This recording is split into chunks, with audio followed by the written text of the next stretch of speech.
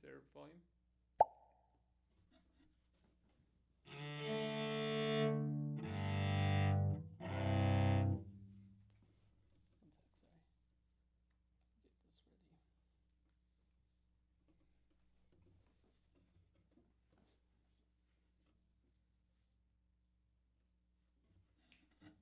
Hi guys, hey, it's Billy from AdultCello.com. So I've got a little bit of an update. I'm currently filming my next online course. I'm really excited about it. Things are pretty busy over here, so what I'm going to start doing is this is going to be kind of like a little bonus to the YouTube videos I'm already making. I get so many great questions in the form of emails to me.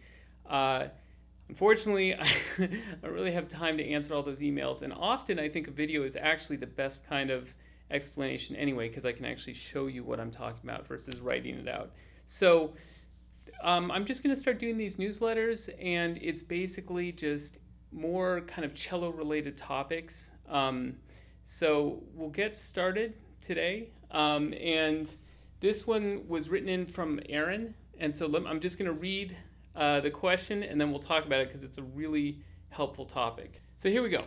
Hi Billy, I have a few pieces at the moment that require fourth finger on different strings sequentially, which seems impossible to play smoothly.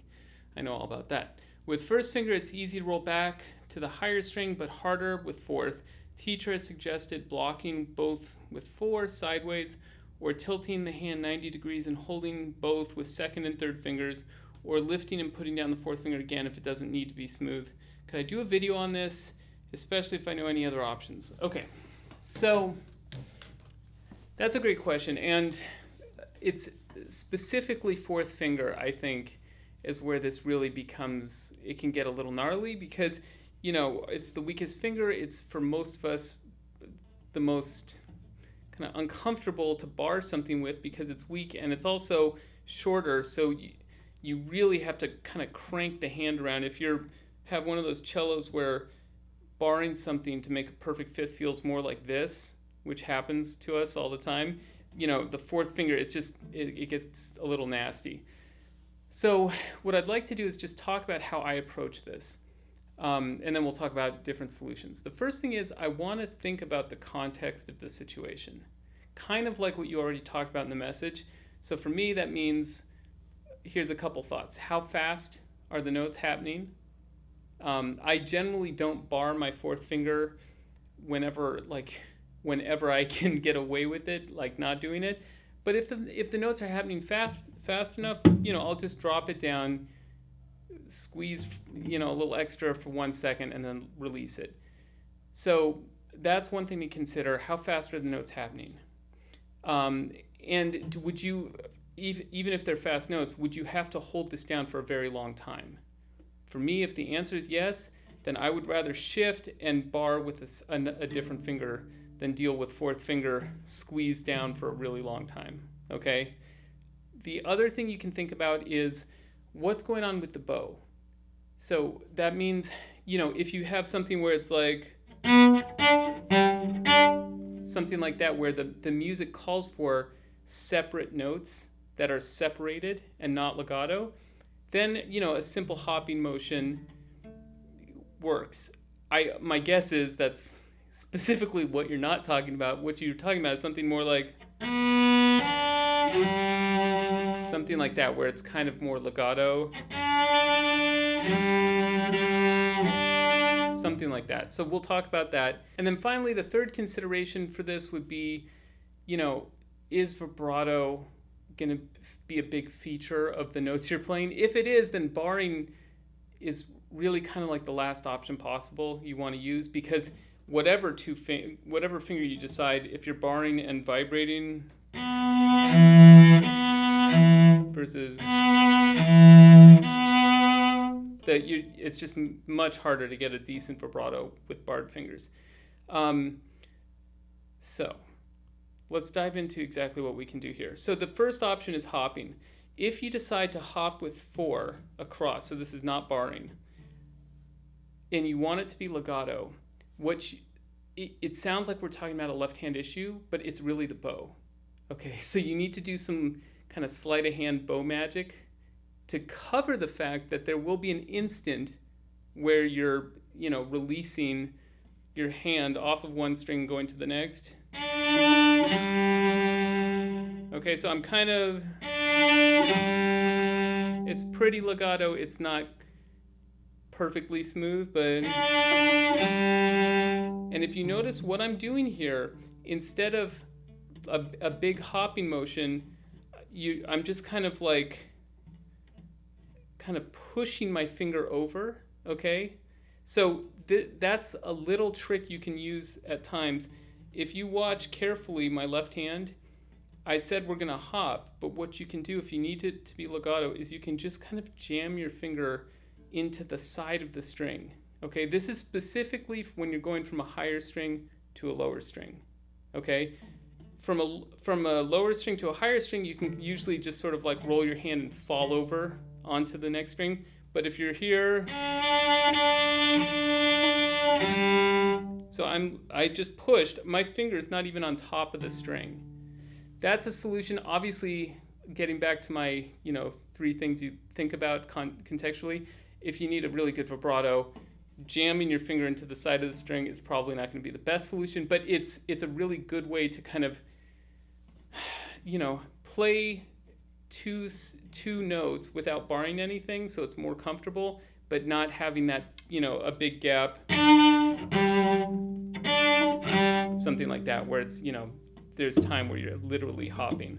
Okay, barring the note is an option. Again, for me, I want to use that as sparingly as possible. So that would be if you had something just a very fast, sorry, something like that. So maybe something like that, where it's just really quick, you just do it and get off it, okay? You talked about rotating the hand and doing this. That's an option. I would do that. For me, is usually more like a thumb position kind of situation, okay? Or if you're going to be in a position, if you're going to be holding that for quite a while, you can sometimes do this. I find that this position is more, this kind of orientation is a little more comfortable the further down the neck you go, okay? But if you're going to be sitting there for a long time, you can definitely bar this way. What's the issue? The issue is that if you do this, then pretty much 1 and 4 are completely out of position. So this is a solution for more comfort for the perfect fifth only, but your hand is now basically pretty out of position for other things. You could maybe lift your fingers and have thumb. It comes in sometimes, but it's probably one of the less desirable options. If we're playing slow notes, I would get used to doing kind of finger replacements, okay? It seems like a lot more work because you have to do a small half-step shift, but I think they're great. So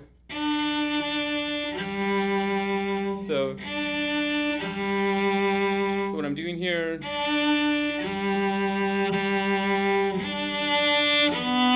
it can feel like more work at first, but it's just so much easier to time a shift and then not have to worry about landing in a perfect fifth and sort of jamming your finger. This is really good for when you have slower music and you need to, especially if you need to vibrate, okay? Because this kind of jamming solution doesn't really work. The barring doesn't work for vibrato. So one exercise you can do to kind of feel comfortable doing this sort of finger substitution. So you just start on a note.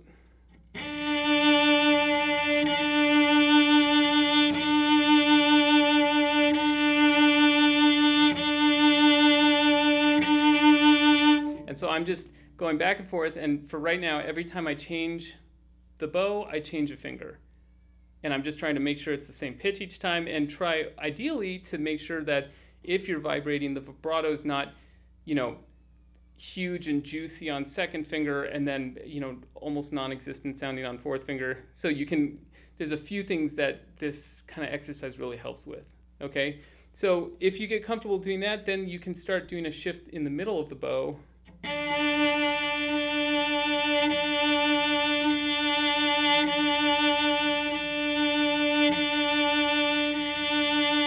something like that. So you're substituting. I was doing all the adjacent fingers, 4 to 3, 3 to 2. Then you could do, you're playing 3, go to 1. Those kind of finger substitutions, and you're just trying for, again, kind of legato and as seamless as possible. Okay, and then if you have to go across a string, you're just employing the same kind of idea, and you're just gonna cross a string and time it with the bow.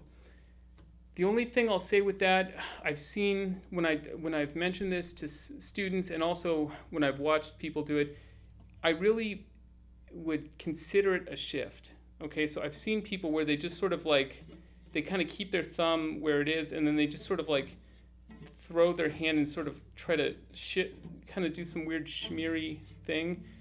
The problem with that, again, is the minute you start doing kind of bizarre motions with your hand, you're throwing your other fingers kind of out of position to continue playing. And I personally find it way less reliable to try to stay in first position, let's say I'm in first position right now, and then I'm just gonna kind of shoot a finger out there. I'd rather just the whole hand does the shift of the finger replacement. So if I'm going from fourth finger to third finger in a replacement situation, it would be just a half step. So I'm thinking of literally like a half step shift, just a regular old shift.